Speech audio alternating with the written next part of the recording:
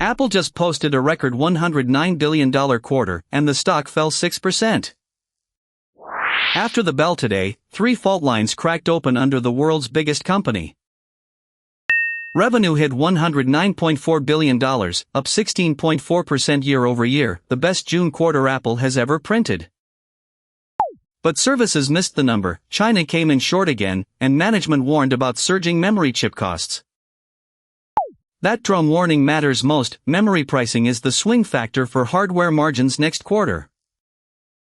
And it's a direct read-through to Samsung and SK Hynix, which supply the memory Apple is worried about. Traders sold Apple down more than 6% in after-hours trade, wiping billions in market value. Watch tomorrow's open, a 6% move in Apple drags the entire S&P 500 with it. Earlier today the Federal Reserve held rates at 3.50 to 3.75%, the 5th straight pause. But the vote was historic, 9-3, with 3 regional presidents pushing for a 25 basis point hike. New chair Kevin Warsh said 5+ years of above-target inflation cannot be cured in 9 weeks. Markets flinched, the 30-year Treasury yield surged to 5.21%, the highest reading in 19 years. The S&P 500 finished down 1% as CME FedWatch now prices only a 57.2% chance of a September cut. For Korean investors, a hawkish Warsh means a stronger dollar and fresh pressure on the won. Starbucks flipped the script after the bell, U.S. comparable sales up 7.9%. North America comps jumped 8.1%, the 4th straight positive quarter under CEO Brian Niccol. Adjusted EPS came in at 85 cents, crushing the 66-cent consensus by 29%.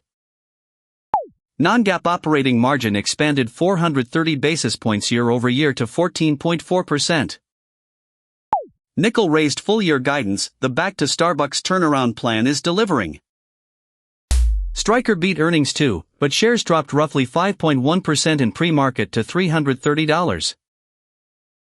Adjusted EPS was $3.69, up 17.9% and topping estimates by 5.7%. The problem: an Iran-linked cyberattack is casting a shadow over second-half remediation costs. Full-year 2026 guidance narrowed to adjusted EPS of $14.95 to $15.10. Looking to Seoul next week, Naver reports on August 7th. Consensus operating profit is 572.7 billion won, up 9.8%, on revenue of 3.35 trillion. The real story is Hyperclova X monetization, that's the number analysts want proof on. Telcos diverge sharply, SK Telecom is expected up 56.1% on a hacking-suppressed 2025 base. KT faces a 40% plus cliff without last year's 500 billion won one-off gain. 3 quick hits before we go. ExxonMobil posted record revenue of $114.5 billion, but adjusted earnings of $14.7 billion missed consensus by roughly $1 billion on downstream weakness. PayPal grew revenue 4.9% to $8.68 billion, but operating income slipped 5.1% as margin pressure accelerated. Prologis Q2 diluted EPS jumped to $1.13 from 61 cents, but 4/5 of that gain came from asset sales, not rent. And Tesla flatly denied the Wall Street Journal report that it's preparing to spin off, sell, or wind down its China business. One more for Korea-focused viewers, our new guide breaks down the 22% dividend withholding tax and the 15% U.S. treaty rate.